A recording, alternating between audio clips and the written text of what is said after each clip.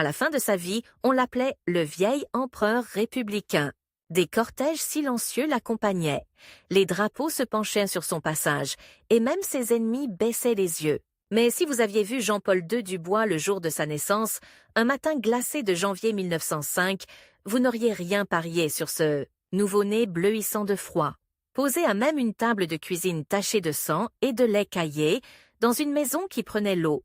Personne ne savait que, dans ses mains minces et tremblantes, frissonnait déjà le destin politique d'une génération entière. Saint-Clair-sur-Vienne n'était qu'un point de pluie sur les cartes ferroviaires, une bourgade de briques grises, de cheminées qui toussaient, d'enfants qui jouaient dans une poussière mêlée de charbon et de boue.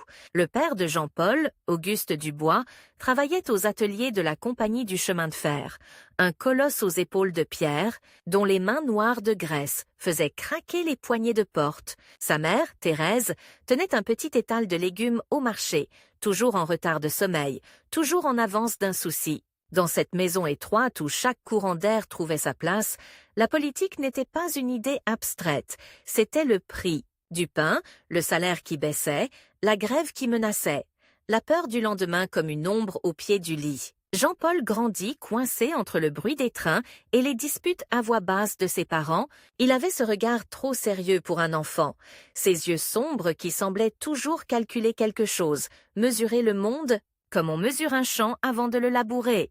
Très tôt, il comprit que les adultes mentent par fatigue, par peur, par habitude. À 8 ans, il écoutait Auguste se vanter, au café, de tenir tête au contremaître, puis le voyait le lendemain baisser la tête devant les ordres injustes. Ce contraste le fascinait et le révoltait, car chaque renoncement de son père se payait en repas plus maigres, en chaussures rapiécées, en cahiers d'école réutilisés année après année. En 1914, la guerre arriva dans Saint-Clair-sur-Vienne, comme arrive un orage qu'on a longtemps vu monter à l'horizon. D'un coup, avec un bruit de tonnerre qu'on prétendait joyeux, les cloches sonnèrent, la fanfare du village joua une marche triomphale, et Auguste, comme les autres, partit en levant le poing, promettant de revenir avant Noël avec la moustache de l'empereur allemand. Jean-Paul avait 9 ans. Il regarda son père disparaître dans la foule, un bouquet de fleurs ridicules piqué sur sa vareuse trop large. Il ne savait pas encore que ce départ, cette seconde où le dos de son père se perdit pour toujours dans un nuage de poussière, était le vrai début de sa carrière politique. L'absence d'Auguste se transforma très vite en lettres tachées de boue et de sang séché. Thérèse lisait à voix haute, les mains tremblantes, ces phrases où l'on sentait la peur se faufiler entre les fanfaronnades. « On tient, mon fils. Pour la patrie, pour que tu sois fier de moi. » Puis, un matin de novembre 1916, alors que la brume s'accrochait au fil de linge comme de la laine sale, le facteur arriva sans lettre, mais avec une enveloppe grise, épaisse, lourde de silence. Thérèse lut le télégramme sans prononcer un mot, s'assit sur une chaise et resta là, immobile, la feuille froissée dans le poing. Jean-Paul ne pleura pas. Il sentit seulement une brûlure, froide et précise, comme si on plantait en lui un clou en acier. La guerre fit de lui un enfant adulte. Il cessa de jouer. Il commença à écouter. Dans les files d'attente pour le charbon, au marché, à la sortie de la messe, il tendait l'oreille. Les femmes parlaient de surtaxes, de députés qui votèrent des lois depuis des salons chauffés, de généraux qui envoyaient nos hommes à l'abattoir. Un jour, il entendit pour la première fois le nom de celui qui deviendrait, 20 ans plus tard, son plus grand adversaire, la famille Morel. On disait que le père Morel, propriétaire des moulins et d'une bonne partie des terres autour du village, avait profité des contrats de guerre, vendu du blé à prix d'or à l'armée, alors que les veuves de Saint-Clair rationnaient le pain de leurs enfants. À chaque fois qu'il croisait la silhouette massive des Morel, installés dans leur calèche brillante, Jean-Paul sentait le clou en acier enfoncé dans sa poitrine tourner sur lui-même. C'est à l'école communale que la première étincelle éclata. Le maître, un petit homme sec aux moustaches jaunes de nicotine, exigeait chaque matin que l'on récite en chœur. La France est un grand pays. La République veille sur ses enfants. Un jour de 1917, alors que les journaux annonçaient des milliers de morts supplémentaires, Jean-Paul se leva et, au lieu de répéter la formule, lança d'une voix claire « Si la République veille sur nous, pourquoi mon père est mort dans la boue, monsieur ?» La classe se figea. Le maître pâlit, puis le frappa au visage avec sa règle. Le sang coula de la lèvre du garçon sur le sol gris. Jean-Paul ne pleura toujours pas. Il fixa le maître droit dans les yeux. À cet instant précis, quelque chose changea dans la salle. Un silence épais tombait, mais derrière le silence, une idée prenait forme. Se lever, parler, ne plus se taire. La fin de la guerre ne ramena pas Auguste. Elle ramena des mutilés, des béquilles, des hommes sans regard et sans travail. Saint-Clair-sur-Vienne, comme tant d'autres villes de province, se réveilla un matin avec la gueule de bois patriotique, on accrocha des plaques en marbre dans l'église, on planta un monument aux morts sur la place, on prononça des discours, puis la vie reprit, plus dure, plus âpre. Thérèse, pour garder la maison, accepta de faire des ménages chez les Morel. Tous les lundis, elle passait le portail en fer forgé de la grande propriété, tête baissée, le panier d'ustensiles dans la main. Jean-Paul l'attendait le soir, la trouvait plus silencieuse, plus courbée encore. Il comprit sans qu'elle le dise que la famille qui mangeait dans des assiettes d'argent reposait en partie sur les morts de la guerre, sur le père qu'il n'avait plus. C'est dans ces années-là qu'il rencontra pour la première fois celui qui deviendrait son rival de toujours, Étienne Morel, le fils unique du propriétaire. Étienne avait 1 an de plus que lui, des cheveux blonds clairs, des mains qui n'avaient jamais connu les ampoules, et ce regard tranquille, de ceux qui ont grandi en sachant que le monde est un tapis déjà déroulé sous leurs pieds. Ils se croisèrent d'abord comme 2 planètes étrangères, l'un sortant du lycée de la ville, cartable de cuir neuf, l'autre livrant des légumes avec la brouette maternelle, les doigts rougis par le froid. Un jour, une pomme mal arrimée roula jusqu'aux chaussures vernies d'Étienne. Les 2 garçons se penchèrent en même temps pour la ramasser. Leurs yeux se croisèrent. Aucun ne sourit. Pourtant, le destin, capricieux, décida de les enfermer dans la même salle de classe. Grâce à ses notes brillantes, Jean-Paul avait obtenu une bourse pour le lycée. Il y entra comme on entre dans une forteresse ennemie, conscient de ne pas parler la même langue, de ne pas porter les mêmes habits, et de ne pas tenir ses couverts de la même façon. Dans ce monde de fils de notaire et de pharmacien, 2 élèves jurèrent immédiatement de ne jamais se ressembler. Le boursier a la veste trop courte, le bourgeois à la chemise toujours repincée, le professeur de rhétorique, passionné par les grands discours de la Révolution, les mit un jour en concurrence pour un concours d'éloquence. Thème imposé. La justice sociale est-elle compatible avec l'ordre ? Le jour du concours, la salle du lycée était pleine à craquer. Professeurs, notables, quelques maires en chapeau, le maire lui-même, invité d'honneur, prirent place tandis que les élèves chuchotaient. Étienne, sûr de lui, ouvrit le bal. Sa voix posée, son phrasé impeccable, sa manière de citer Cicéron et Montesquieu impressionna l'assemblée. Il parlait de l'ordre comme d'un mur protecteur, nécessaire, bienveillant, construit par des élites responsables pour canaliser les foules. Lorsque vint le tour de Jean-Paul, il sentit son cœur battre à lui briser les côtes. Il n'avait pas la diction d'Étienne, ni sa facilité à séduire. Mais il avait autre chose, la mémoire d'un télégramme gris, l'image d'un père englouti par la boue, d'une mère frottant à genoux, le parquet d'une maison qui n'était pas la sienne. Il commença d'une voix presque trop basse. On dit que l'ordre protège, mais protège qui ? Puis il se lança, emporté par une colère froide, méthodique. Il parla de ces soldats qu'on avait alignés comme des pièces sur un échiquier, au nom d'un ordre militaire glorieux. Il parla des ouvriers qu'on renvoyait sans salaire au nom de l'ordre économique. Il osa prononcer devant le maire les mots « profiteurs de guerre » et « privilèges ». Les regards se firent fuyants, quelques gêneurs toussèrent, mais la salle se taisait. À la fin de son discours, il brandit le papier jauni du télégramme annonçant la mort de son père et lâcha. « Si c'est cela, l'ordre.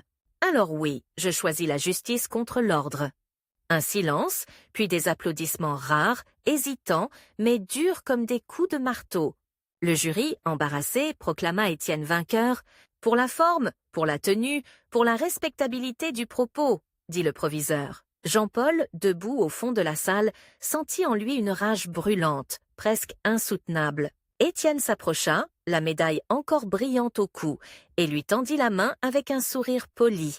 Beau discours, Dubois, mais tu verras, dans la vie, ce qui compte, ce n'est pas ce que tu ressens, c'est ce que tu inspires confiance aux gens comme eux. Il désigna du menton le rang des notables. À cet instant précis, une promesse muette se grava dans l'esprit de Jean-Paul. Un jour, il lui prendrait bien plus qu'une médaille.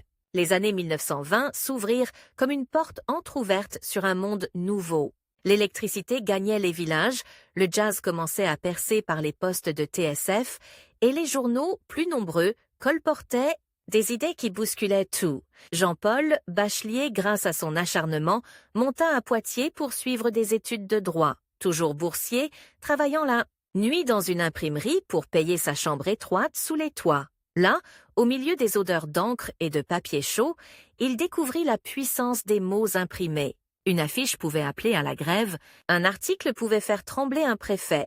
Un titre bien choisi pouvait renverser une réputation. Il comprit que la politique n'était pas seulement faite de lois et de discours, mais aussi de récits, de symboles, d'images. À l'université, il fréquenta les réunions d'étudiants socialistes, puis radicaux, puis catholiques sociaux. Sans jamais se fixer, on le disait insaisissable, il parlait avec la même passion aux ouvriers des faubourgs et aux jeunes gens en costume 3 pièces qui rêvaient de fonctions publiques. Il n'adhéra à aucun parti, ce qui lui valut des méfiances, mais lui conserva une liberté rare, celle de critiquer tout le monde. Un soir de 1926, dans un café enfumé où s'entassaient tracts, journaux et bouteilles de vin bon marché, il prit la parole pour la première fois devant un public nombreux. On l'avait invité pour remplir le programme. Il parla 30 minutes sans notes, racontant Saint-Clair-sur-Vienne, le télégramme. Gris, la mère à genoux sur les parquets des Morel, la médaille d'Étienne. Les applaudissements furent francs, nets, presque violents.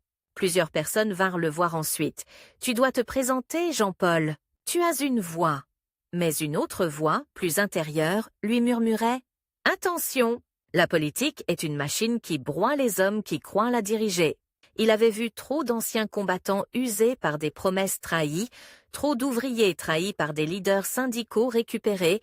Pendant un temps, il se contenta d'observer. Il devint chroniqueur occasionnel pour un petit journal local à Poitiers, Le Réveil de la Vienne, sous le pseudonyme de J.P. Ses articles, signés de ses initiales anonymes, commençaient à circuler. Il critiquait le clientélisme des notables, les arrangements entre amis, la façon dont certains députés se faisaient construire, des villas discrètes sur la côte en échange de votes opportunistes. Il écrivait avec un scalpel, sans jamais citer le nom d'Étienne. Car pendant ce temps, son rival suivait une trajectoire classique, lisse et ascendante. Étienne, lui, était entré à Sciences Po Paris. On le retrouvait sur les photos officielles des promotions, toujours au centre, toujours souriant, entouré de files d'ambassadeurs et de directeurs de cabinet. Il revint en province avec une femme élégante et un avenir tout tracé. En 1929, à 23 ans, il fut élu conseiller municipal de Saint-Clair-sur-Vienne, dans la liste menée par le maire sortant, un vieil ami de son père. Le soir du scrutin, tandis que la fanfare jouait une marche militaire sur la place illuminée, Jean-Paul descendit du train, valise en main, revenu pour quelques jours auprès de sa mère. Il s'arrêta un instant, observant de loin la foule qui acclame Étienne, les confettis de papier volant dans la lumière jaune des lampadaires. Le clou dans sa poitrine remua à nouveau. À la maison, Thérèse posa sur la table un bol de soupe trop clair.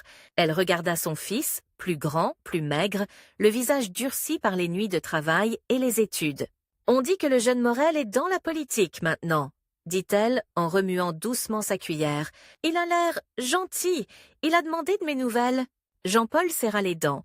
La gentillesse, pensa-t-il, était souvent le masque le plus efficace de la domination. « Et toi, mon fils, tu vas continuer d'écrire sur ces gens sans jamais te mêler à eux ?» Cette question, posée d'une voix douce, l'atteignit plus profondément que n'importe quelle critique publique. Il passa la nuit éveillé, à écouter le souffle irrégulier de sa mère dans la pièce voisine, tandis que dehors, on démontait déjà les guirlandes de la victoire d'Étienne. Quelques semaines plus tard, un événement brutal précipita ce qu'il repoussait depuis des années. Les ateliers de chemin de fer, où Auguste avait travaillé, annoncèrent la suppression de 50 postes. La rumeur se répandit comme une traînée de poudre, jusqu'au café, aux bancs de la place, aux cuisines des maisons ouvrières. Des hommes qui avaient survécu à la guerre se virent, du jour au lendemain, jetés sur un trottoir économique sans filet. Une assemblée improvisée fut convoquée dans la salle des fêtes municipales. On invita le maire, les conseillers, les représentants des ateliers. Étienne, en tant que jeune élu, devait y prendre la parole. On demanda aussi à ce journaliste-là, le fils Dubois, celui qui écrit dans les journaux. Jean-Paul hésita. En franchissant le seuil de la salle, il sentit en lui quelque chose se tendre comme un ressort. La salle était pleine à étouffer. Les regards se tournaient vers l'estrade où une table bancale avait été dressée. À gauche, le directeur des ateliers, visage fermé, costume sombre. À droite, le maire, rougeaud, essoufflé. Au centre, Étienne, impeccable, le sourire grave.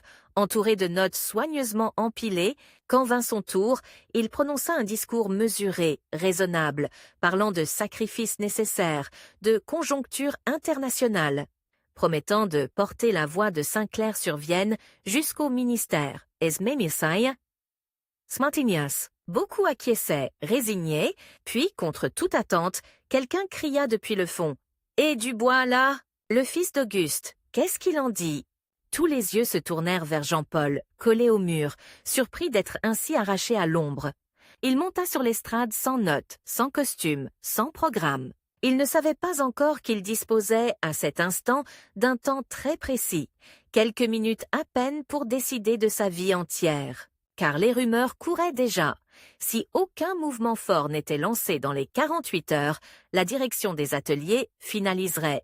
Les licenciements signeraient les papiers et rien ne pourrait plus être fait. 48 heures, 2 jours. C'était le délai invisible qui entourait chaque phrase qu'il allait prononcer. Il regarda la foule, les visages fatigués, les mains calleuses, les yeux de ceux qui n'avaient plus grand-chose à perdre. Les mots vinrent, d'abord hésitants, puis de plus en plus clairs. Il parla de son père, de la guerre, du sacrifice présenté comme un devoir patriotique. Il parla de ces hommes qu'on avait utilisés, puis oubliés. On vous demande aujourd'hui un nouveau sacrifice, au nom d'une crise qu'on ne vous explique pas, lança-t-il. Mais qui sacrifie quoi? Qui perdra sa maison? Qui perdra ses repas? Pas monsieur le directeur, pas les actionnaires à Paris. Il ne criait pas. Au contraire, sa voix restait posée, ferme, comme si chaque mot pesait des kilos. Dans un coin de la salle, Étienne le regardait, les lèvres pincées, comprenant peut-être pour la première fois qu'il avait en face de lui un adversaire dangereux. À la fin de son intervention, Jean-Paul fit quelque chose qu'il n'avait jamais osé auparavant. Il ne se contenta pas de dénoncer. Il proposa « Nous avons 48 heures avant que les lettres de licenciement ne soient signées », dit-il en montrant le directeur. 48 heures pour montrer que Saint-Clair-sur-Vienne ne se laisse pas traiter comme un mouchoir qu'on jette. Je vous propose de bloquer les ateliers demain à l'aube. Pas une machine ne doit tourner, pas un train ne doit sortir. Si ce village s'arrête, ils seront bien obligés de nous entendre. Un tumulte parcourut la salle. Certains protestaient, d'autres approuvaient. Mais quelque chose venait d'être lancé, irréversible. Cette nuit-là, tandis que la ville retenait son souffle, Étienne chercha Jean-Paul dans les rues sombres. Il le trouva, seul, assis sur le banc du monument aux morts, à quelques mètres du nom de son père gravé dans la pierre froide. « Tu joues avec le feu, Dubois », dit Étienne en s'asseyant sans y être invité. « Si ça dégénère, on se souviendra de toi comme de celui qui a poussé les gens au désordre. Moi, je veux les aider dans le cadre des institutions. Toi, tu veux te faire un nom sur leur colère ?» Jean-Paul leva les yeux vers lui. « Je ne veux pas me faire un nom, » dit-il calmement. « Je veux qu'on arrête de faire des noms de rue avec nos morts. » Étienne le fixa un moment, puis se leva. « On verra qui les gens choisiront, » murmura-t-il. « La stabilité ou toi ?» À l'aube, les ouvriers se rassemblèrent devant les grilles des ateliers. L'air mordait les joues. La lumière était encore une promesse lointaine. Certains hésitaient, d'autres avaient déjà les bras croisés, déterminés. Les sirènes qui d'habitude appelaient au travail restaient muettes. Jean-Paul sentit la pression du temps comme une main sur sa nuque. Il savait que le préfet pouvait envoyer la gendarmerie à tout moment, que les journaux, dès le lendemain, le désigneraient comme l'instigateur du désordre. Il savait aussi qu'il n'était pas élu, qu'il ne portait aucun mandat officiel, seulement un nom, celui d'un ouvrier mort, et une colère qui avait trouvé des mots Pendant 2 jours, la ville vibra comme un fil électrique trop tendu, les trains s'arrêtaient, les marchandises s'accumulaient, les télégrammes affluaient au bureau de poste, demandant des explications, menaçant de sanctions. Étienne courait entre la mairie, la préfecture et les ateliers, tentant de négocier une issue qui préserverait à la fois la paix sociale et sa propre image. Jean-Paul, lui, restait au milieu des ouvriers, parlant, écoutant, parfois simplement se taisant à leur côté. La tension monta, heure après heure. Le 3e jour, on annonça que le sous-préfet se rendrait sur place, avec le directeur des ateliers, pour trouver une solution. La réunion devait avoir lieu à huis clos. À la mairie, on invita le maire, les représentants des ouvriers. Et, à la surprise de beaucoup, on demanda aussi la présence de Jean-Paul, officiellement, en tant que porte-parole du mouvement. Ce fut ce matin-là, en franchissant le seuil de la mairie pour la première fois, que Jean-Paul sentit physiquement que la politique n'était plus une simple abstraction pour lui. C'était un couloir qui sentait la cire, des portraits officiels accrochés trop haut, des portes lourdes qui se refermaient sur des décisions prises à quelques voix pour des milliers de vies.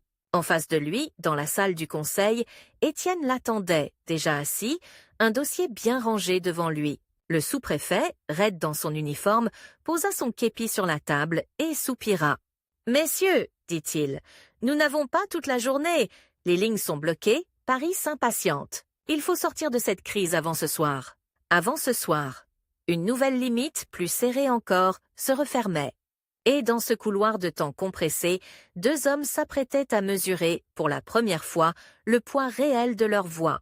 Des années plus tard, quand ils signeraient d'un trait de plume un décret qui immobiliserait tous les trains du pays en moins de 10 minutes, Jean-Paul II. Dubois repenserait à cette salle de mairie au plafond trop bas, où un simple retard de quelques heures pouvait le briser à jamais. À l'époque, il n'était pas chef de gouvernement, pas même député. Juste le fils d'un ouvrier mort dans la boue, coincé entre un sous-préfet pressé, un directeur d'usine furieux et un rival aux gants, impeccablement blanc qui l'observait, prêt à ramasser les morceaux si tout explosait. Le sous-préfet répéta, en faisant claquer son stylo sur la table, « Avant ce soir, messieurs. À 18 heures, les lignes doivent être dégagées. Paris ne tolérera pas un 3e jour de blocage. » Le temps se contracta. Jean-Paul sentit chaque tic-tac de l'horloge accrochée au mur comme un doigt appuyé sur sa nuque. Étienne prit la parole le premier, d'une voix modérée, presque caressante. « Nous comprenons la légitime inquiétude des ouvriers, monsieur le sous-préfet, mais il faut aussi veiller à l'image de notre ville. Je propose que la direction s'engage moralement à reconsidérer certains licenciements, en échange de la reprise immédiate du travail. Un comité de réflexion pourrait être mis en place. » Le mot « moralement » tomba comme une pierre dans l'eau. Jean-Paul vit les lèvres du directeur se détendre. Une promesse morale ne coûtait rien. Une poignée de main, 2 discours, et les lettres de licenciement partiraient quand même, quelques semaines plus tard, sous un autre prétexte. Il se pencha en avant. « Non, dit-il simplement. »« Comment ça, non ?»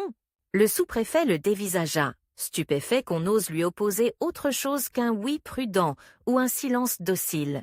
Jean-Paul se redressa et ce fut comme si, derrière lui, toutes les silhouettes des ouvriers massés devant la mairie prenaient forme dans la pièce. « Les hommes que je représente n'ont plus rien à perdre, monsieur. Un engagement moral ne les nourrira pas. Ils veulent du concret, du signé, du daté. Sinon, les grilles resteront fermées. » Étienne eut un léger sourire crispé. « Vous savez très bien, Dubois, que la direction ne peut pas reculer officiellement. Ce serait ouvrir la porte à toutes les contestations du pays. Ce n'est pas réaliste. » « Ce qui n'est pas réaliste, répliqua Jean-Paul, c'est de croire qu'on peut sacrifier 50 familles pour équilibrer une colonne de chiffres œil. » Le directeur des ateliers tapa du poing sur la table. « Je ne me laisserai pas prendre en otage par un agitateur sans mandat. Nous avons des contraintes, des délais, des pénalités. Vous croyez que Paris va nous plaindre? Paris va nous remplacer, et votre ville avec. » Le sous-préfet, nerveux, remit son képi bien droit sur ses genoux, comme pour se donner du courage. « Écoutez, Dubois, je vous parle en ami. Si on laisse la situation dégénérer, je serai obligé de faire venir la gendarmerie mobile. Vous savez comment ça se termine, ce genre d'histoire? Des hommes blessés, peut-être pire. Et on retiendra un seul nom, le vôtre. Vous voulez vraiment porter ça? » Le piège se resserrait. D'un côté, tenir et risquer le sang, de l'autre, céder et trahir. Étienne, lui, pouvait se contenter de jouer les modérés. Quoi qu'il arrive, il resterait l'élu raisonnable, le bon élève de la République. Jean-Paul comprit que la véritable bataille, ce n'était pas seulement pour les emplois, c'était pour le récit qui sortirait de ces murs. L'histoire qu'on raconterait demain dans les journaux, celle d'un jeune fou irresponsable, ou celle d'un homme capable de transformer la colère en victoire. Il respira profondément. « Très bien, dit-il. Je vais vous faire une proposition. Vous voulez que les trains roulent avant ce soir ? Vous les aurez, mais à une condition. » Le silence soudain devint presque physique. « Vous suspendez immédiatement les licenciements ? Pas une lettre ne doit être envoyée, ni aujourd'hui ni cette semaine. Vous acceptez la création d'une commission paritaire avec des représentants élus des ouvriers. Le directeur et moi y siégerons. Nous avons... » Il regarda l'horloge. « Nous avons 3 mois pour trouver d'autres économies, d'autres solutions ? » Si, au bout de 3 mois, rien n'est possible, alors nous reviendrons devant les ouvriers, et ce seront eux qui décideront. Le directeur étouffa un ricanement. « 3 mois, vous rêvez, mon garçon. » 3 mois, répéta Jean-Paul, avec un engagement écrit du ministère du Travail de ne pas fermer les ateliers pendant ce délai. Sans ça, je ne sors pas d'ici. Et dehors, personne ne bougera. Le sous-préfet blêmit. Vous n'allez pas m'imposer un ultimatum, enfin. Ce n'est pas un ultimatum, monsieur, c'est un compte à rebours. À 18 heures, si les grilles sont toujours bloquées et si vous n'avez rien à présenter de concret, Paris décidera à votre place. Et Paris ne connaît ni Sinclair, ni Auguste Dubois, ni les hommes qui attendent dehors. Paris, elle, n'hésitera pas à envoyer les gendarmes, vous le savez aussi bien que moi. Les yeux d'Étienne se plissèrent. Il comprit que Jean-Paul venait de retourner contre l'État sa propre obsession du temps, des horaires, des trains à l'heure. Pendant que le sous-préfet, hésitant, faisait mine de feuilleter des documents inexistants, un téléphone sonna dans la pièce voisine, une voix, haletante, appela le fonctionnaire. Quelques minutes plus tard, il revint, le visage encore plus tendu. « Paris demande une sortie rapide et apaisée, » dit-il à mi-voix. « Très bien, nous allons rédiger un protocole. Suspension des licenciements pour 3 mois. Commission consultative. Paritaire, coupa Jean-Paul. Très bien, paritaire. En échange du bois, vous devez faire lever le piquet de grève avant 18 heures. Sinon, ce papier ne vaudra rien. Je le détruis moi-même devant vous. Le défi était posé. Il aurait moins de 4 heures pour convaincre des hommes fatigués, enragés, méfiants. Étienne se pencha vers lui. « Tu t'enterres » murmura-t-il. « Tu vas descendre là-bas avec un bout de papier et des mots. Si les ouvriers refusent, tu seras celui qui a échoué. Moi, je peux encore dire que j'ai essayé. Toi, tu n'auras plus d'alibi. » Jean-Paul prit le stylo que le sous-préfet lui tendait. Il signa à côté du directeur, du maire, d'Étienne. Sa main ne trembla pas. Puis il sortit. Devant la mairie, la place noire de monde se tourna vers lui comme un seul visage. Des femmes avaient rejoint les ouvriers, des enfants aussi, agrippés au manteau. Les heures à venir décideraient de sa trajectoire tout entière. S'il parvenait à transformer ce protocole fragile en victoire, il deviendrait plus qu'un agitateur, un leader. S'il échouait, il rentrerait à Poitiers comme un étudiant téméraire qui avait voulu jouer au grand. Il monta sur les marches. « Ils veulent qu'on reprenne le travail !» cria quelqu'un. « Et ils nous donnent quoi ?» hurla un autre. Jean-Paul leva le papier au-dessus de sa tête. « Ils nous donnent du temps !» dit-il. Et, pour la première fois, une place à la table où se décident vos vies. 3 mois, pas un jour de plus. Pendant 3 mois, aucun d'entre vous ne sera mis à la porte. Nous allons nous battre, chiffre contre chiffre, argument contre argument. Mais pour ça, il faut que les trains repartent. Sinon, ils diront que nous ne comprenons que la force. Et la prochaine fois, ils répondront avec la force. Un brouhaha monta. Un ouvrier aux mains énormes s'avança, le visage rouge. « On les croit encore ? Toujours des paroles !»« Ce ne sont pas que des paroles, » répondit Jean-Paul. « Ce sont des signatures. Et la mienne est à côté de celle du directeur et du sous-préfet. Si ce qu'ils ont promis n'est pas tenu, je reviendrai ici, devant vous, et ce sera mon nom que vous jugerez. Je ne partirai pas me cacher. » Des murmures, des regards échangés.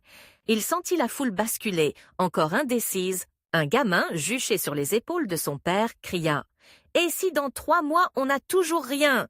Jean-Paul le fixa. Alors, ce n'est pas la mairie que nous bloquerons, ni les ateliers? Ce sera leur bureau à Paris?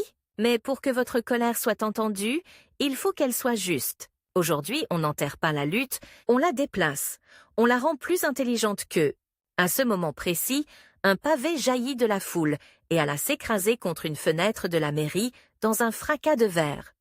Les gendarmes, jusque-là en retrait, se raidirent, la main sur la crosse. Le sous-préfet, derrière le rideau, fit un geste brusque. En quelques secondes, tout ce qu'il venait de négocier pouvait s'embraser. Jean-Paul descendit d'un bond, se plaçant entre les gendarmes et les ouvriers. « Pas ça !» hurla-t-il. Un silence brutal s'abattit. On entendait seulement le bruit du verre qui continuait de tomber en petits éclats sur les pavés. L'ouvrier qui avait lancé le pavé, un jeune à la moustache à peine dessinée, baissa les yeux. « Tu crois qu'ils hésiteront, toi ?» lança Jean-Paul, les yeux dans les siens. « Tu crois qu'ils ne tireront pas s'ils ont peur? Tu veux que ton nom soit gravé là-dessus ?» Il désigna le monument aux morts, un peu plus loin. « Ou tu veux être debout dans 3 mois pour leur arracher plus qu'une fenêtre cassée ?» Les gendarmes desserrèrent leurs doigts. L'un d'eux rangea son arme, le regard sombre mais soulagé. La tension, lentement, redescendit d'un cran. Le vieux contremaître des ateliers leva alors la main. « Moi, dit-il, j'ai connu la guerre. J'ai vu ce que ça donne quand plus personne ne parle. Ce gamin, il a mis son nom à côté du directeur. Si on le laisse tout seul là-dedans, c'est nous qu'on trahit. Je dis qu'on reprend le travail. Mais attention, Jean-Paul, si dans 3 mois tu reviens sans rien, tu ne parleras plus jamais pour nous. » Jean-Paul acquiesça. « C'est un marché, répondit-il. 3 mois. » À 17h40, les barrières s'ouvrirent. Les sirènes hurlèrent, des locomotives se mirent à vibrer. Sur les quais, quelques journalistes venus de Poitiers prenaient des notes. Le lendemain, les journaux régionaux titrèrent sur « La sagesse des ouvriers de Saint-Clair-sur-Vienne » et « La médiation exemplaire ». Du jeune conseiller Morel, le nom de Jean-Paul n'apparaissait que dans un entrefilet. Un certain Jean-Paul Dubois, fils d'ouvrier, s'est vivement exprimé. Dans le café où il lisait le journal, les mains encore tachées d'encre de l'imprimerie, il sentit une brûlure au fond de la gorge. Étienne, lui, souriait en une, le chapeau à la main, la posture parfaite. À la table voisine, quelqu'un dit « Heureusement qu'on avait le jeune Morel pour calmer tout ça. Sans lui, ça finissait mal. » Jean-Paul posa le journal, se leva sans un mot et sortit. Devant la vitrine, son reflet tremblait dans la buée. C'est ce soir-là, en marchant sous une pluie fine qui collait les vêtements, qu'il se fit une promesse encore plus dure que celle de l'adolescence.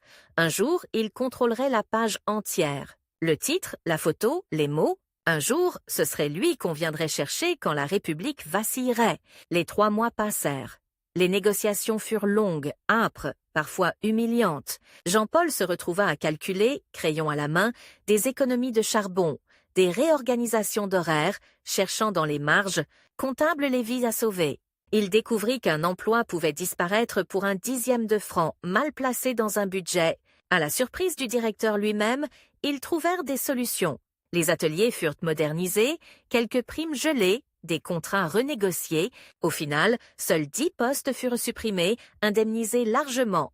Ce n'était pas la victoire totale, mais ce n'était pas la catastrophe annoncée. Les ouvriers lui serrèrent la main en le croisant, un peu gênés de leur ancienne méfiance. Thérèse, qui suivait tout cela en silence, commença à tousser. Au début, Jean-Paul mit ça sur le compte de l'hiver. Puis il remarqua le mouchoir taché de rouge. Le médecin parla de faiblesse des poumons, de repos nécessaire. Mais comment se reposer quand on passe encore 2 jours par semaine à laver les draps des Morel? Un soir, alors qu'il l'aidait à monter l'escalier, essoufflée, elle glissa. « Quand tu étais petit, je te voulais instituteur, pas tribun. Mais je crois que le bon Dieu avait d'autres idées. Juste. Promets-moi de ne pas te perdre là-dedans. Ces gens-là ?» Elle leva les yeux vers la grande maison des Morel, qui dominait encore la ville. « Ils avalent ceux qui veulent les combattre? Ils les invitent à dîner, ils les flattent, et un jour on les surprend à parler comme eux. » Il promit. Sans savoir encore combien de fois, plus tard, il se retrouverait à la frontière invisible entre compromis et compromission. Les élections municipales suivantes approchèrent. On proposa à Jean-Paul de figurer sur une liste de gauche menée par un pharmacien timide mais honnête. Étienne, lui, menait la liste sortante. Le duel, cette fois, serait ouvert. La ville se couvrit d'affiches. D'un côté, le sourire confiant d'Étienne. De l'autre, le visage plus maigre, plus dur de Jean-Paul. Sous un slogan simple, « Ni patron, ni notable, un des vôtres ». La campagne fut courte, féroce. Les Morel financèrent des tracts où l'on insinuait que Jean-Paul voulait livrer la ville à la subversion, qu'il était manipulé par des extrémistes. Ses partisans, eux, ressortirent discrètement les chiffres des contrats de blé pendant la guerre, montrant combien la fortune Morel s'était accrue quand les morts s'entassaient. Saint-Clair se divisa en deux camps, parfois au sein des mêmes familles. La veille du scrutin, Thérèse, fiévreuse, refusa d'aller à l'hôpital. « Je veux entendre les résultats à la maison », dit-elle. Jean-Paul resta auprès d'elle jusqu'à la fermeture des bureaux de vote, puis partit au café où l'on comptait les bulletins. Chaque enveloppe ouverte était comme un battement de cœur. À minuit passé, le verdict tomba. La liste d'Étienne gardait la mairie, mais de justesse. Par un seul siège de différence, Jean-Paul échouait à devenir adjoint. Il obtenait cependant un score étonnant dans les quartiers ouvriers. Il était battu, mais il n'était plus un inconnu. Quand il rentra, Thérèse dormait. Il posa une main sur son front. Il brûlait. Au petit matin, elle ne se réveilla pas. Plus tard, dans le faire-part du journal local, on écrivit « Thérèse Dubois, née Martin, employée de maison. Nulle mention de la grève, des sacrifices, des nuits passées à compter les pièces pour payer les cahiers d'un fils devenu boursier. » Juste employé de maison. Jean-Paul froissa le journal jusqu'à ce que l'encre lui tache les doigts. Sa mère était morte sans l'avoir vu élue. Ce deuil prit en lui la forme d'un serment. Puisqu'on refusait de donner un nom à sa vie, lui en donnerait un aux anonymes qu'on balayait d'une ligne dans les colonnes nécrologiques. Les années 1930 déferlèrent avec leur cortège de crise. La bourse s'effondra, les chômeurs se multiplièrent, les ligues d'extrême droite défilaient dans les grandes villes, bras levés, torches à la main. À Poitiers, puis à Paris, où il montait de plus en plus souvent, Jean-Paul assistait à des réunions où l'on parlait de la fin de la République, de l'ordre nouveau venu d'Italie ou d'Allemagne. Lui, l'enfant d'un mort de 1916, sentait sa peau se hérisser à chaque fois qu'on prononçait le mot « chef » avec trop d'ardeur. Il continua d'écrire, de prendre la parole, de se forger une réputation de franc-tireur, trop à gauche pour les radicaux, trop républicain pour les révolutionnaires. C'est précisément cette position inconfortable qui, en 1936, le propulsa au premier plan. Dans sa circonscription, on cherchait un candidat capable de rassembler ouvriers, paysans et petits commerçants. Étienne, désormais député sortant, pensait le siège acquis. Mais la colère grondait. On vint chercher Jean-Paul. « Tu as 3 semaines », lui dit un militant en lui serrant la main. 3 semaines pour faire ce qu'on n'a pas réussi en 10 ans. 3 semaines, 21 jours. Il connut de nouveau cette sensation de compte à rebours enracinée dans ses tripes. Il sillonna la circonscription à bicyclette, dormait parfois dans des granges, parlait dans des salles des fêtes glaciales, où l'ampoule, nue, faisait trembler son ombre sur les murs. En face, Étienne tenait des meetings bien éclairés. Orchestre municipal à l'appui, promettait la stabilité dans la réforme. Au premier tour, les résultats tombèrent comme une douche froide. Étienne arrivait en tête. Jean-Paul était deuxième, mais loin derrière. Il lui restait 6 jours avant le second tour. 6 jours pour combler un gouffre. On lui proposa un accord avec les communistes locaux. Leur voix contre des concessions programmatiques, il hésita. Il refusait la discipline de parti, les mots d'ordre venus de l'étranger. La nuit, il entendait la voix de Thérèse lui murmurer de ne pas se vendre. Mais il voyait aussi les chiffres. Sans alliance, il resterait l'éternel second. Finalement, il signa un texte commun, cisaillé mot à mot, où il parlait de nationalisation possible plutôt que nécessaire, de soutien aux luttes ouvrières plutôt que de révolution. Les communistes le traitèrent de petit bourgeois frileux, mais ils acceptèrent. Étienne, furieux, dénonça le front de la subversion. Dans les cafés, on se passionnait pour ce duel qui dépassait la simple circonscription. C'était l'affrontement entre 2 visions de la République. La veille du second tour, un journal indépendant publia un article fouillé sur les affaires de la famille Morel. Contrat truqué, Marché de guerre, achat de terres payées avec des bénéfices obtenus sur des fournées de pain rationnés. Étienne cria au complot. Jean-Paul, en lisant l'article, sentit un froid dans le dos. Il reconnaissait certains chiffres, certaines tournures. Un ami journaliste, à Poitiers, avait manifestement travaillé à partir de documents que Jean-Paul, un soir, avait laissés traîner sur un bureau. Il n'avait pas donné l'ordre. On l'avait devancé. Il passa la nuit à se demander s'il devait dénoncer la manœuvre, se poser en victime d'un excès de zèle, ou se taire. À l'aube, il sut qu'il ne dirait rien. La politique commençait à lui montrer les dents. Il décida de ne pas détourner le regard. Dans les urnes, le choc fut net. Étienne fut battu de quelques centaines de voix. Jean-Paul II Dubois devint député. Quand il entra pour la première fois dans l'hémicycle, le cœur battant, il se souvint du télégramme gris, du pavé contre la fenêtre, de la mairie, de Thérèse essuyant ses mains sur son tablier avant de lire ses premiers articles. Il regarda le plafond peint, les dorures, les bancs rouges, et pensa « Nous y sommes ». Mais ce n'est que la porte. À la Chambre, il se fit remarquer dès ses premiers discours. Il parlait sans notes, avec cette gravité habitée qui faisait taire même les bavards du fond. Il attaqua les décrets-lois de rigueur, défendit des lois sociales, s'opposa frontalement aux ligues factieuses. Un jour, alors qu'il dénonçait la mollesse du gouvernement face aux menaces fascistes, il aperçut, dans la tribune du public, un visage qu'il n'attendait pas. Étienne, revenu comme journaliste politique pour un grand quotidien conservateur, leurs regards se croisèrent. Un sourire imperceptible passa sur les lèvres d'Étienne, comme pour dire « Tu as gagné une bataille, pas la guerre ». La guerre, la vraie, approchait pourtant. En 1938, Munich, les concessions à Hitler, les trains chargés de soldats qu'on envoyait puis qu'on rappelait, Jean-Paul vota contre les accords, convaincu qu'on ne nourrit pas un loup avec des promesses de paix. Il fut insulté, traité de belliciste. Lui, l'orphelin de 1916, était sommé de s'excuser de ne pas croire à la paix à tout prix. Le clou dans sa poitrine tournait de nouveau. En 1940, quand la débâcle déferla comme une vague de boue sur le pays, il se retrouva à Bordeaux avec les autres députés, sommés de voter en urgence les pleins pouvoirs au maréchal Pétain. On leur laissa à peine 24 heures pour décider s'ils renonçaient à la République. 24 heures pour enterrer 70 ans d'histoire. Dans les couloirs, certains pleuraient, d'autres pliaient déjà des valises. Étienne, redevenu député grâce à une élection partielle, défendait avec ardeur le vieux maréchal sauveur. Jean-Paul, lui, vacillait.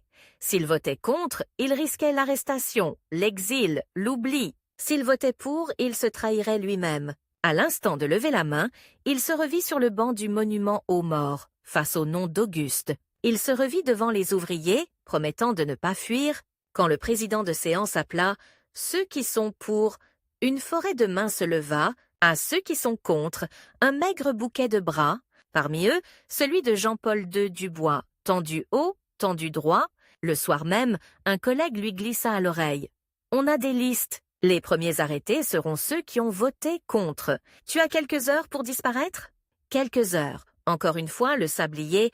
Il prit un train de nuit presque vide, traversa un pays déjà en train de changer de drapeau. En gare de Limoges, à l'aube, une silhouette l'attendait sur le quai. Manteau sombre, chapeau bas. « Étienne, tu es fou, Dubois, » dit-il sans préambule. « Il te cherche déjà. Je peux t'obtenir un rendez-vous, un arrangement ? Tu expliques que tu as été emporté par l'émotion, que tu soutiens le gouvernement désormais. On oublie, tu gardes ta carrière. » « Ma carrière ?» Jean-Paul eut un rictus. « Tu crois vraiment que je peux recommencer mon histoire en gommant une ligne ? Tu ne comprends pas encore comment ça marche, » soupira Étienne. « L'histoire n'a pas de mémoire, elle n'a que des vainqueurs. Choisis ton camp tant qu'il en est temps. Le train pour Clermont part dans 10 minutes. Après, ce serait la clandestinité, les tracts renéotypés, les rendez-vous dans les granges à minuit, les risques d'arrestation. » Jean-Paul regarda le quai. Les soldats allemands qui commençaient à circuler en uniforme impeccable, les affiches officielles qu'on collait déjà par-dessus les anciennes. Il pensa à Thérèse, aux ouvriers, aux télégrammes. Il pensa aussi, fugitivement, à la possibilité de disparaître, de devenir un nom rayé dans un registre. « Non !» dit-il enfin, « je ne prendrai pas ce rendez-vous. » « Alors tu prends quel train, Jean-Paul » demanda Étienne. Il se tourna vers le panneau des départs, hésita une seconde, puis répondit « Aucun de ceux qu'on a prévus pour moi. » Et, laissant derrière lui la voix de son rival, il s'engagea dans un couloir étroit, qui ne menait ni à Clermont ni à Paris, mais vers un petit train secondaire, en direction d'un plateau brumeux où l'attendait, sans qu'il le sache encore, la naissance d'un autre, Jean-Paul, celui qui, de chef de grève improvisé, allait devenir dans l'ombre et l'urgence un des architectes de la résistance, et, plus tard, de son propre accès au pouvoir. La première règle de la clandestinité, Jean-Paul II. Dubois l'apprit en regardant, à travers une vitre sale, un panneau indicateur qui mentait. Le train secondaire annoncé « en retard » partit à l'heure exacte, et ce détail, absurde, lui sauva la vie. Sur le quai, 2 gendarmes en képi cherchaient un homme suspect, un député dissident, un nom déjà souligné en rouge sur une liste. Ils arrivèrent 1 minute trop tard. 1 minute, c'est presque rien, jusqu'au jour où 1 minute devient une frontière entre la prison et l'air libre. Dans le wagon, l'odeur d'huile froide et de laine mouillée lui donna la nausée. Il n'avait pas de valise, pas de papier officiel, juste une fausse carte d'identité grossière, encore tiède d'encre. À l'intérieur de sa veste, une enveloppe, 3 contacts, 3 adresses, 3 mots de passe, 3 erreurs possibles, et un compte à rebours qui ne serait plus compté en semaines de campagne, ni en heures avant un vote, mais en secondes avant un coup frappé à la porte. Sur le plateau, la brume était si épaisse qu'elle effaçait les distances. Il rejoignit une ferme isolée, guidé par une lanterne qu'on occultait dès qu'un moteur grondait au loin. Un homme à la moustache rase, ancien adjudant, le dévisagea longtemps avant de le laisser entrer. « Ici, on ne veut pas de grands discours, » dit-il. « On veut des gens qui tiennent. »« Je tiens, » répondit Jean-Paul. « On verra. » Le réseau n'avait pas de drapeau. Il avait des mains qui retapèrent des postes radio, qui creusaient des caches dans les granges, qui transportaient des sacs de farine où l'on glissait des microfilms. Jean-Paul, lui, apportait autre chose, une capacité à organiser le chaos. Très vite, on lui confia ce que les plus courageux craignaient, les liaisons impossibles, les négociations avec des groupes rivaux, l'écriture des tracts, qui devaient à la fois frapper et protéger, car même dans l'ombre, il y avait un rival. Étienne Morel, lui, ne fuyait pas. Il se montrait. Il écrivait dans son quotidien conservateur des chroniques d'une lucidité glaciale sur la nécessité de l'ordre, sur l'inévitable réconciliation, sur l'art de préserver la nation en temps d'humiliation. Officiellement, il dénonçait les excès allemands avec prudence, comme on critique une tempête en fermant bien les fenêtres. Officieusement, il se faisait inviter dans les salons où l'on décidait qui aurait un laissez-passer, qui obtiendrait du charbon, qui deviendrait indispensable. Jean-Paul comprit avec une colère froide. Son adversaire n'avait pas seulement choisi un camp, il avait choisi d'être utile au vainqueur, quel qu'il soit. Un soir de novembre 1941, un message arriva par une filière sûre. Morel a des oreilles partout. « Il cherche ton nom !» Jean-Paul relut la phrase 3 fois. L'ironie avait un goût de métal. Morel, qui autrefois lui proposait un « arrangement » sur un quai, était désormais en position d'obtenir une arrestation. Et le plus dangereux, c'était que Morel n'aurait même pas besoin de dénoncer frontalement. Il lui suffisait de suggérer, d'insinuer, et de glisser une adresse à l'oreille d'un officier allemand. La mort, dans cette époque, s'obtenait comme un service. Le réseau se mit à grandir, et avec lui le risque, Jean-Paul devint l'homme qu'on envoyait quand 2 groupes de résistants se détestaient davantage qu'ils ne haïssaient l'occupant. Il passa des nuits à convaincre des militants communistes et des catholiques monarchistes d'accepter la même opération, le même sabotage, la même cible. Il répétait une phrase simple, presque brutale. « On pourra se haïr après, si on survit. » Mais la clandestinité est un théâtre où l'on joue sans filet. En 1942, une réunion fut trahie. Jean-Paul avait insisté pour qu'elle se tienne dans un atelier désaffecté. À cause d'une patrouille signalée près de la ferme, il avait raison. Et pourtant, les Allemands arrivèrent quand même. Quelqu'un avait parlé ailleurs, à une autre oreille. Les bottes claquèrent sur le ciment comme une pluie de pierres. Ils eurent 3 minutes. 3 minutes pour brûler des noms, casser une radio, cacher des armes. 3 minutes pour décider qui fuirait et qui resterait. Jean-Paul attrapa une liste et la jeta dans un bidon où brûlaient déjà des chiffons imbibés d'essence. Le papier se recroquevilla, noir, puis devint cendre. Cette image lui resta, des vies entières réduites à un nuage gris. À la sortie, il vit un jeune messager, 17 ans. Figé par la peur, Jean-Paul le poussa dans un conduit étroit, le couvrit de planches, puis s'exposa lui-même en courant vers l'arrière. Les tirs éclatèrent. Un éclat de verre lui taillada la joue. La douleur fut nette, presque propre, comme une signature. Ils s'en sortirent, mais pas tous. 2 furent arrêtés. L'un, sous la torture, parlerait peut-être. Jean-Paul ne dormit pas pendant 48 heures. Il passa de cache en cache, changea de vélo, de manteau, de nom. Il fit déplacer une imprimerie clandestine en pleine nuit. Il réécrivit des codes, coupa des liaisons, prit sur lui des risques qui auraient dû être partagés, et, dans cet épuisement, un twist cruel le frappa. La trahison ne venait pas d'un lâche. Elle venait d'un homme raisonnable. L'homme raisonnable, c'était un notaire local, patriote affiché, qui avait promis des fonds et des cash. Quand Jean-Paul comprit, il sentit le sang quitter son visage. Le notaire n'avait pas vendu le réseau pour l'argent, mais pour la peur que la résistance provoque des représailles dans le village, peur que les Allemands brûlent les récoltes, peur que tout s'écroule. Ce n'était pas un monstre, c'était pire, un miroir. Jean-Paul pensa à tous les modérés que Morel avait toujours su séduire. La confrontation fut brève. Dans une cuisine aux rideaux tirés, Jean-Paul posa sur la table une photo. 2 résistants menottés, prises à la sauvette. « C'est à cause de vous, » dit-il doucement. « Je voulais éviter le pire, » balbutia le notaire. « Le pire n'est pas évité, il est choisi. » Ce soir-là, Jean-Paul comprit qu'il était en train de devenir quelqu'un d'autre.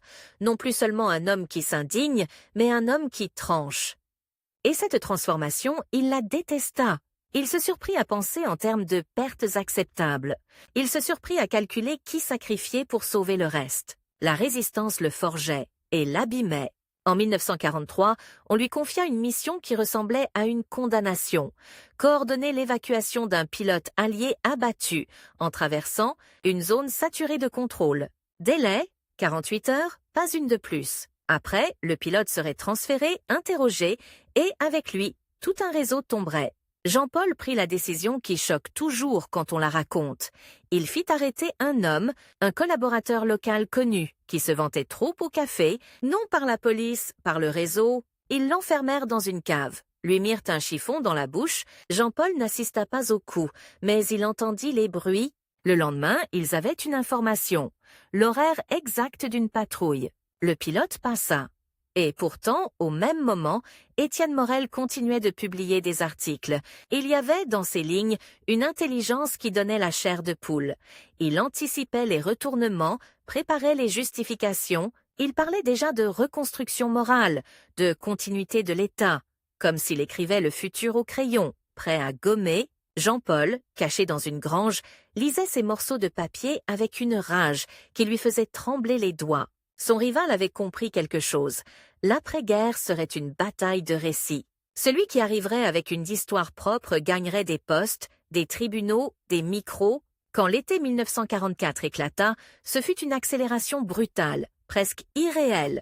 Les messages radio, les parachutages, les ordres contradictoires, les combats improvisés. Jean-Paul participa à la libération de plusieurs bourgs. Il vit des hommes qu'il connaissait depuis des mois tomber en plein jour, sous une rafale brève, comme si on éteignait une lampe.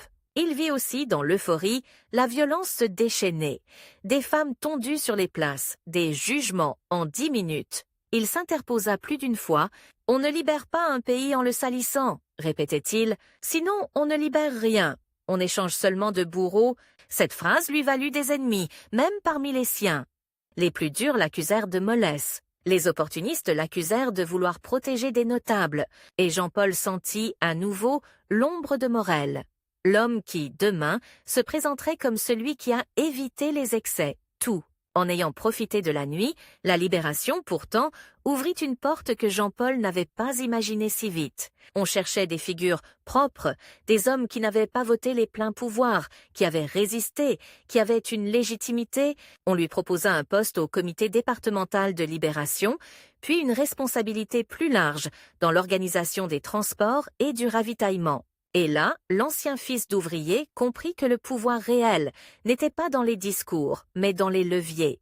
Une signature, un ordre, un train. Il se retrouva, un matin, devant une carte ferroviaire immense, avec des lignes rouges et bleues, des stocks de charbon ridicules, des locomotives cannibalisées pour pièces. Des villes entières avaient faim. Un préfet lui dit « Si vous n'acheminez pas la farine avant samedi, on aura des émeutes. »« Combien de jours de réserve ?» demanda Jean-Paul. « 2, peut-être 1,5 ?»« 1,5. La même sensation que jadis à la mairie, le temps comme un couteau sur la nuque. » Il donna des ordres, déplaça des wagons, réquisitionna des camions, négocia avec des syndicats, dut promettre ce qu'il n'était pas sûr de tenir. Et il réussit. Les trains repartirent. Les sacs de farine arrivèrent. On évita les émeutes. La presse commença à prononcer son nom. Étienne Morel, de son côté, fit un mouvement parfait. Il se présenta comme résistant de la dernière heure, brandit 2 attestations, ambigu, mit en avant un cousin mort au front, parla de prudence nécessaire sous l'occupation. Il tentait de se blanchir à la chaux-vive. Jean-Paul le comprit au premier regard lors d'une réunion publique. Morel n'avait pas peur d'être jugé. Il avait peur d'être effacé. Le duel reprit, plus dangereux qu'avant, parce qu'il se jouait désormais dans des commissions, des dossiers, des nominations. Morel cherchait à le coincer sur une décision administrative, un convoi manqué, une erreur de réquisition. Jean-Paul, lui, cherchait à faire apparaître le vrai visage de Morel. Non pas un traître caricatural, mais un opportuniste brillant. Exactement le type d'homme que la République, affamée de stabilité, risquait de récompenser. En 1946, quand les premières élections de la Nouvelle République redessinèrent le paysage, on lui demanda de se présenter de nouveau. Il accepta, mais posa une condition à ses proches. « Je ne veux pas d'un siège pour la photo, je veux un ministère ou rien. » Ils crurent à une fanfaronnade, lui parlait comme un homme qui a vu ce que coûte l'impuissance. La campagne fut un sprint. Meeting dans des salles encore noircies par les bougies de l'occupation, débat sur le rationnement, sur les nationalisations, sur l'épuration. Morel, revenu sur la scène, jouait la carte de la réconciliation et de l'économie rationnelle. Jean-Paul, lui, parlait de dignité et de reconstruction, mais glissait des faits qui claquaient. Dans tel canton, on a perdu 15. Enfants cet hiver, pas sous les bombes, de pneumonie, parce qu'il n'y avait plus de charbon. Voilà ce que valent vos prudences. Le public se taisait. Ce silence-là n'était pas de l'ennui, c'était celui des gens qui voient des images. Des mains bleues de froid, des draps humides, des corps trop légers. Et puis vint un twist, le plus pervers. Un dossier ressorti, accusant Jean-Paul d'avoir séquestré un homme en 1943, le collaborateur. De café, celui qu'ils avaient enfermé pour sauver le pilote? Le dossier était incomplet, mais suffisant pour salir. L'origine était claire sans être prouvable. Une main qui connaissait les archives, les rumeurs, les peurs. Une main comme celle de Morel. Jean-Paul eut une nuit pour décider comment répondre. S'il niait, il mentait. S'il avouait, il se détruisait. Au petit matin, il choisit la 3e voie. Il parla, pas comme un accusé, comme un homme qui porte une faute et la place en pleine lumière. « Oui, dit-il devant une salle qui retenait son souffle, nous avons fait des choses terribles pour empêcher que le pays meure tout entier. J'en assume la responsabilité. Et je vous promets ceci, si vous me donnez le pouvoir, je bâtirai des règles qui empêcheront qu'un Français ait un jour à refaire. » Ça contre un autre Français, ce pari était insensé, mais il fonctionna, parce que les gens n'étaient pas naïfs, ils savaient que la guerre s'allie. Ils attendaient qu'on ne les prenne pas pour des enfants. Quand le gouvernement fut formé, on lui confia un portefeuille lié à l'intérieur et au transport. Un poste où l'on pouvait agir, vite, où l'on pouvait décider, où l'on pouvait aussi se brûler. La première semaine, une grève paralysa un nœud ferroviaire vital. Morel, désormais influent dans une commission parlementaire, répandit l'idée que Dubois perdait la main, qu'il était un agitateur incapable de gouverner. Jean-Paul se retrouva face à la même scène que dans sa jeunesse, mais démultipliée. Non plus une place de mairie, mais un pays qui retenait son souffle. Il convoqua les responsables syndicaux, les directeurs, les préfets. Il posa une feuille sur la table. « Si à 18 heures les trains ne roulent pas, dit-il, les villes manqueront de pain demain. » Pas de slogan, je veux des solutions. 18 heures. Encore, toujours. comme si toute sa vie était une horloge qui revenait au même point.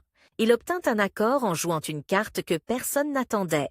Il accepta une hausse immédiate des primes des cheminots, mais en échange exigea une transparence totale sur les stocks et une réorganisation qui empêcherait les sabotages et les détournements.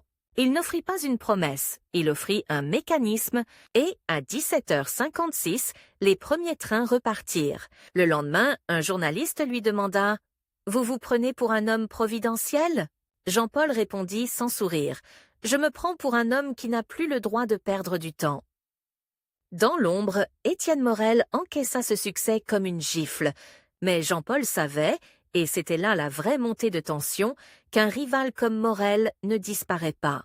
Il se déplace, il attend, il prépare le prochain piège, celui qui ne se verra pas venir, celui qui se présentera comme une évidence administrative, un vote technique, une nomination anodine. Jean-Paul, désormais au centre de l'État, commençait à comprendre ce que sa mère avait pressenti. Ils avalent ceux qui veulent les combattre. Il sentit l'appareil essayer de le digérer. Invitation, dîner, flatterie, compromis raisonnable. Et il sentit en lui la tentation de devenir à son tour raisonnable. C'est ici, au cœur de la machine, que sa biographie bascula une seconde fois, car la question n'était plus « comment résister ?»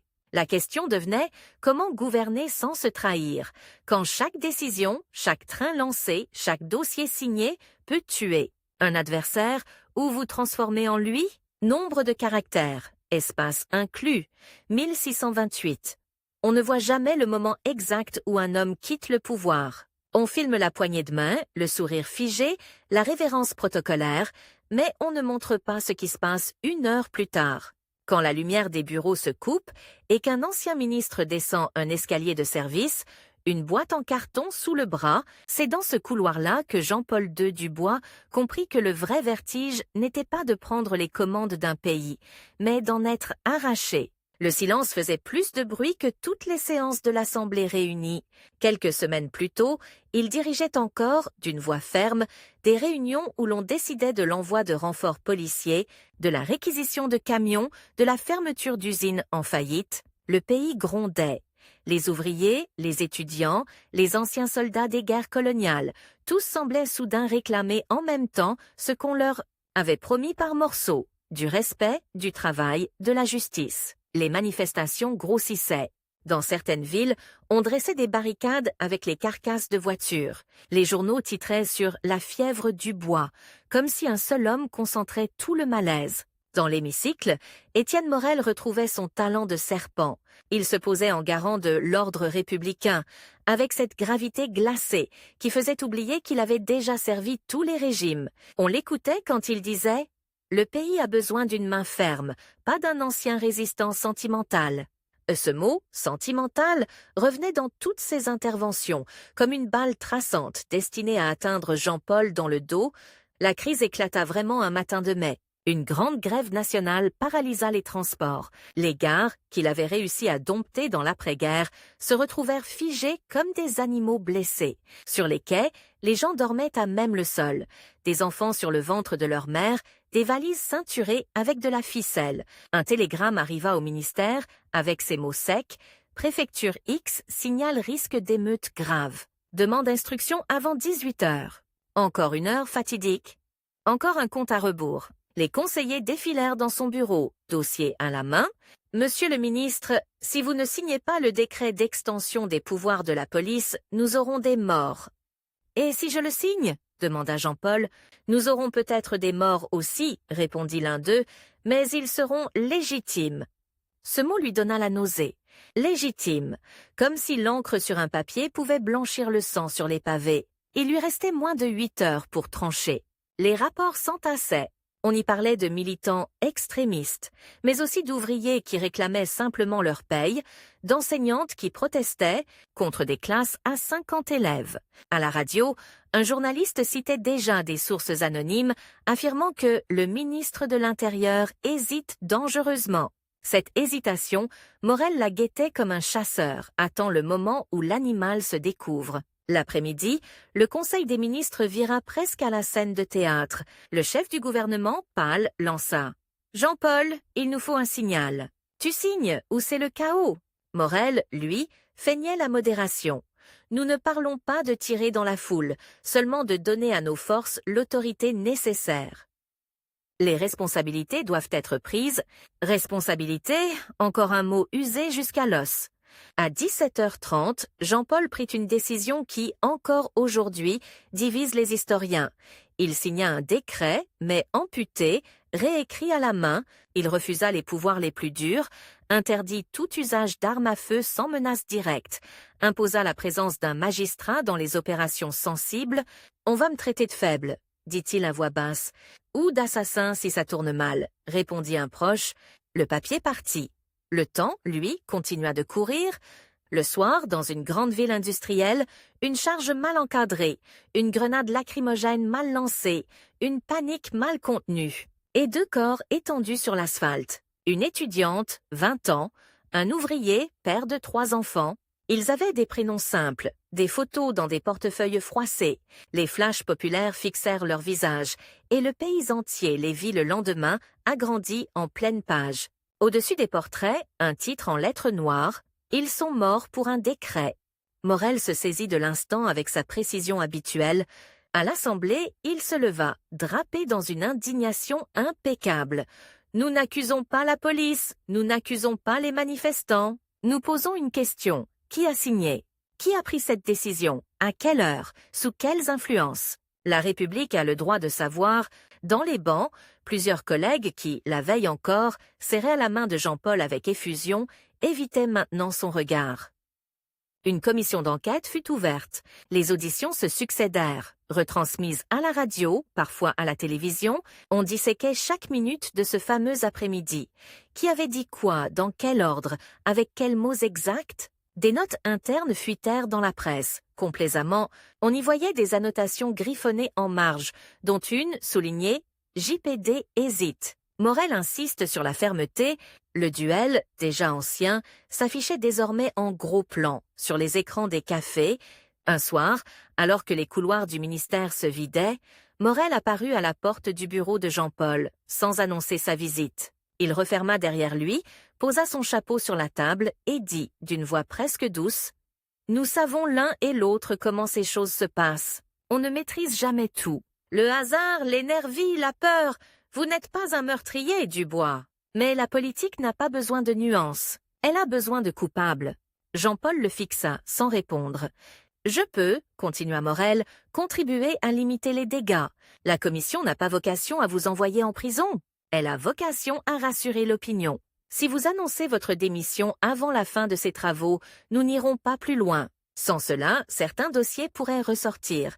Pas seulement les vôtres, ceux de vos amis, de votre réseau, de la résistance. » Le sous-entendu était clair. Une menace enveloppée dans de la soie. Vous me demandez de tomber pour les autres? Je vous demande de jouer une dernière fois votre rôle de héros, répondit Morel. Sauvez la République, de la vérité. La nuit suivante, Jean-Paul ne dormit pas.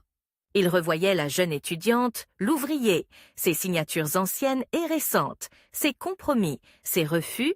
Il se souvenait du collaborateur qu'il avait fait enfermer en 1943, du notaire terrifié, des trains de farine, des gendarmes sur le quai. Il se dit qu'il avait passé sa vie à choisir des catastrophes, la moindre, la plus supportable, jamais la bonne. À 5 heures du matin, il prit sa décision. Il rédigea une lettre de démission, sèche, précise, où il n'accusait personne, ne se justifiait pas. Il signa, plia la feuille, la remit à son directeur de cabinet. « À 8 heures, dit-il. Pas avant? Laissez-moi au moins le temps de regarder le soleil se lever sur cette ville une dernière fois en tant que ministre. » À 8h01, il n'était plus au pouvoir. On raconte que, ce jour-là, en sortant par une porte latérale pour éviter les photographes, il croisa une femme de ménage qui lavait. Le sol, indifférente au drame politique, elle lui dit simplement « Vous aviez l'air de vouloir faire bien, monsieur. C'est déjà plus que d'autres. » Ce compliment maladroit le toucha davantage que tous les discours officiels qu'on ne lui prononcerait plus jamais. Il se retira dans une maison basse, près de la mer, avec des volets que le vent faisait claquer. La première semaine, il croyait entendre, la nuit, les sonneries des téléphones ministériels, les pas pressés dans les escaliers, les phrases urgentes. Il se levait, ouvrait la porte, et ne trouvait que la respiration sourde de l'océan.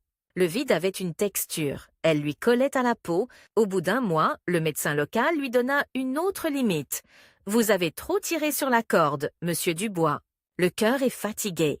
Si vous continuez comme avant, à courir, à vous mettre en colère, je vous donne 5 ans, pas plus. Si vous ralentissez vraiment, vous en aurez peut-être 10. 10 ans. Pour un homme qui avait vécu chaque journée comme une urgence, c'était à la fois immense et dérisoire. Une dernière échéance, mais cette fois sans possibilité de négociation. Il décida d'écrire. Non pas des mémoires pour se blanchir, mais une sorte de longue lettre à ceux qui viendraient après, à ces jeunes qu'il voyait parfois, sur la plage, transistor à l'oreille, riant d'un rire qu'il n'avait jamais eu le temps d'apprendre. Il voulait raconter sans enjoliver, sans se cacher. Il découvrit très vite que l'écriture, elle aussi, exigeait des choix cruels. Quel chapitre de sa vie méritait une page, lequel une ligne, lequel rien du tout. La première année, il noircit des cahiers entiers, qu'il ratura aussitôt. Il restait coincé devant certaines scènes, comme devant des portes verrouillées. Le visage d'un camarade tombé en 1944, la main tremblante d'un syndicaliste signant un accord qu'il détestait. Le regard d'un prisonnier dans une cave, en voulant tout dire, il se paralysait. C'est un courrier anonyme qui le débloqua. Un matin de février, il trouva dans sa boîte métallique, parmi les factures et les prospectus, une enveloppe sans timbre, glissée à la main, à l'intérieur, une copie jaunie d'un rapport de 1941, quelques phrases tapées à la machine, un tampon officiel et un nom souligné, Étienne Morel. Le document ne laissait guère de place au doute. On y lisait que le journaliste avait accepté de fournir des analyses utiles aux autorités d'occupation en échange de garanties pour son journal. Ce n'était pas un ordre direct, pas une dénonciation claire, mais c'était un fil qu'on pouvait tirer jusqu'à faire tomber un homme. Au dos, une phrase manuscrite. « Il est temps que la vérité sorte. Vous saurez quoi en faire ?» Jean-Paul tint le papier longtemps entre ses doigts. Il imagina la scène, la fuite organisée vers un grand quotidien, la une, les éditoriaux outrés, l'effondrement public de Morel, sa réputation enfin fracassée. Il imagina aussi le goût amer du triomphe tardif, les plateaux de télévision où l'on l'inviterait pour commenter la chute de son vieil adversaire. On le présenterait comme le clairvoyant, celui qui avait vu juste dès le début. Il deviendrait une statue de vivant, figé dans une vertu qui le gênerait comme une chemise trop serrée. Le soir même, il brûla la copie dans la cheminée, la feuille se recroquevilla, les lettres se déformèrent, se noircirent, avant de disparaître dans une pluie d'étincelles. Il garda seulement 2 choses, l'image dans sa mémoire et l'original qu'il savait désormais pouvoir retrouver dans les archives de l'État, le moment venu. « Je ne serai pas celui qui lancera la pierre », murmura-t-il, mais je ne la cacherai pas pour toujours. Quelques mois plus tard, un producteur de télévision vint le voir, grand, nerveux, costume trop serré. « Monsieur Dubois, les jeunes ne connaissent plus votre histoire. Ils pensent que la résistance, c'est seulement quelques images en noir et blanc. Nous voulons organiser un débat. Fallait-il faire ce que vous avez fait? Vous, face à un historien, face à un syndicaliste, face à… » Il hésita, puis lâcha. Face à Étienne Morel? Jean-Paul resta silencieux.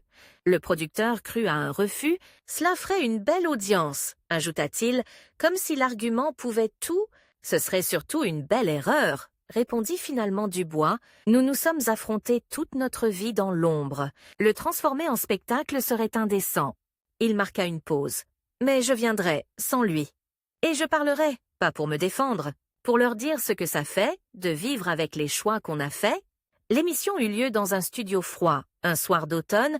Les projecteurs chauffaient le visage, mais pas les mains. On lui posa des questions brutales. « Regrettez-vous d'avoir signé ce décret?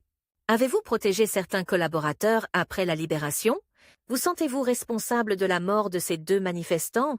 À chaque fois, il répondit sans esquive, avec une voix plus rauque qu'autrefois. « Oui, je regrette. » Non pas dans l'absolu est un luxe de philosophe, mais pour ces 2 vies-là, j'aurais dû imaginer que tout déraperait. Oui, j'ai protégé certains hommes, même s'ils avaient failli, parce que je les connaissais entiers, et pas seulement à travers un rapport, je l'assume. Ce n'est pas la police qui a tué ces manifestants, ni la rue, c'est la chaîne de décision dont j'étais un maillon. J'en fais partie. Dans les foyers, des familles se turent devant ces phrases. Elles n'avaient pas l'habitude d'entendre un ancien ministre parler ainsi. Dans le salon d'un appartement cossu, Morel regardait aussi, le visage fermé. Il comprit ce soir-là que la bataille de l'image lui échappait. Il avait toujours cru que la maîtrise du discours suffisait, mais la sincérité brutale de Jean-Paul, sa façon de se charger lui-même, touchait un nerf que la rhétorique ne pouvait anesthésier. Le temps passa. Les journaux parlèrent de moins en moins de Dubois, il devenait ce qu'il redoutait et souhaitait à la fois un homme qu'on ne dérange plus. Il recevait parfois des étudiants qui venaient avec des cahiers, des dictaphones, leur naïveté. « Monsieur, vous avez eu le pouvoir. Pourquoi ne pas avoir tout changé ?»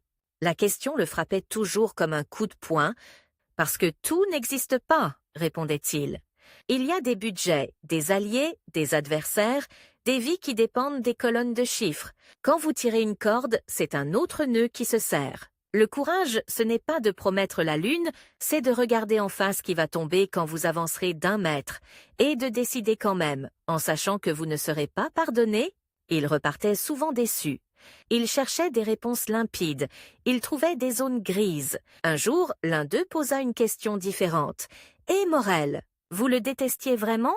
Jean-Paul eut un sourire fatigué. « Je le craignais plus que je ne le haïssais. » Il était l'incarnation de ce qui me faisait peur en moi-même, l'intelligence sans entrave morale, ce que j'aurais pu devenir si j'avais laissé la machine m'avaliser entièrement. Il hésita, puis ajouta un détail qu'il n'avait jamais raconté devant une caméra. En 1944, dans le tumulte de la Libération, un groupe voulait le faire passer en jugement expéditif, le tondre, le ridiculiser sur la place du village. C'est moi qui l'ai empêché. Pas pour lui, pour nous. Je ne voulais pas que la résistance se transforme en tribunal sauvage. Sans ce geste, il n'aurait jamais eu la carrière qui a suivi. C'est une des choses que je me reproche le plus, et que je recommencerai pourtant pour les mêmes raisons. Ce paradoxe, il le porta comme on porte une cicatrice au visage, visible, indélébile. Lorsque Morel fut finalement rattrapé par son passé, Jean-Paul était déjà trop fatigué pour sortir de chez lui. Ce fut une affaire d'archives ouvertes, de cartons poussiéreux qu'on dépouillait à la loupe. Un jeune historien trouva, dans une boîte mal classée, le rapport de 1941. Cette fois, ce ne fut pas une copie anonymisée, mais l'original, accompagné d'autres pièces qui dessinaient une trajectoire sans ambiguïté. Le scandale éclata en quelques jours. Les talk-shows se déchaînèrent, les anciens amis de Morel se muèrent en juges. On renia, on condamna, on prit des airs offensés. On demanda à Jean-Paul un commentaire. Il écrivit 4 lignes, envoyées par la poste. « Je savais depuis longtemps. J'ai choisi de me taire pour ne pas transformer notre histoire commune en règlement de compte personnel. Les documents parlent mieux que moi. Qu'on les lise, qu'on les discute et qu'on en tire des règles. Ce qui m'intéresse, ce n'est pas de savoir si Étienne Morel est coupable, c'est de savoir comment nous avons pu, collectivement, le laisser devenir indispensable. » Le journal publia la lettre en encadré, peu la remarquèrent. C'était normal, le temps des phrases simples était passé, remplacé par celui des indignations rapides. Sa santé déclina lentement, comme un feu qui s'éteint faute de combustible. Les médecins parlaient en chiffres, tension, fréquence, saturation, mais lui entendaient seulement un autre métronome, le compte. Un rebours commençait ce jour où on lui avait dit 5 ans. Il en avait déjà pris 15. Il les vivait comme un sursis. Dans sa petite maison au bord de la mer, une pile de cahiers se dressait sur la table, à côté d'une enveloppe Kraft épaisse. Sur l'enveloppe, une instruction, écrite de sa main, « À remettre aux archives nationales le jour de ma mort. » À n'ouvrir qu'en 1990. Dedans, son récit, brut, sans filtre, et quelques documents qu'il avait rassemblés au fil des ans. Lettres, notes de service, copies de décrets annotés. Ce n'était pas un testament, c'était une bombe à retardement. Il la réglait à heure fixe, conscient qu'il ne verrait pas l'explosion. La veille de sa mort, il reçut la visite d'une jeune femme, historienne en devenir, venue lui apporter le premier exemplaire d'un livre qu'elle consacrait à la crise des années de grève. « J'ai essayé d'être juste, dit-elle. Vous n'y êtes ni ange ni démon. » Il sourit. « Alors vous êtes déjà plus courageuse que beaucoup ? N'oubliez jamais ceci. Nous avons toujours moins de temps que nous ne croyons, dans la vie, dans l'action, dans la recherche. Écrivez comme si on allait brûler vos archives demain. Décidez comme si on allait juger vos actes dans 50 ans. Ça ne vous épargnera pas les erreurs, mais ça vous évitera les mensonges. Dans la nuit du 1er au 2 mars 1980, il se réveilla une dernière fois en sursaut, convaincu d'avoir entendu la sonnerie d'un téléphone. Il comprit, en voyant l'obscurité intacte, que ce n'était qu'un souvenir. Il se leva, vacillant, prit l'enveloppe Kraft, la confia à l'infirmière qui veillait dans la pièce d'à côté. « Si je ne me réveille pas demain, dit-il calmement, vous mettrez ceci à la poste à 8 heures. Pas avant, pas après, à 8 heures. » La jeune femme acquiesça sans mesurer vraiment l'importance du geste. Pour elle, ce n'était qu'un paquet de papier de plus. Pour lui, c'était le dernier délai qu'il fixait au monde. Il se rendormit. Son cœur, épuisé, décida de s'arrêter au milieu de la nuit, sans drame, sans cri. Il avait vécu 75 ans, mais toujours comme si chaque journée allait manquer. À 8 heures précises, l'enveloppe partit, glissée dans la fente d'une boîte postale. Le facteur ne savait pas qu'il transportait, avec d'autres courriers anonymes, une part de l'âme d'un pays. 10 ans plus tard, quand les archivistes ouvrirent ce dossier scellé, ils découvrirent un homme bien différent des caricatures. Ni héros immaculé, ni tyran bureaucrate. Juste quelqu'un qui avait essayé, dans un siècle malade, de faire tenir ensemble l'urgence et la conscience. Son nom, aujourd'hui, n'est pas sur les grandes avenues. On le trouve dans quelques écoles, une bibliothèque de province, une gare rénovée, mais dans les bureaux où l'on signe encore des décrets sous la pression de l'heure, dans les salles où l'on discute de savoir où aller pour maintenir l'ordre, dans les amphithéâtres où l'on enseigne que la politique est l'art du possible.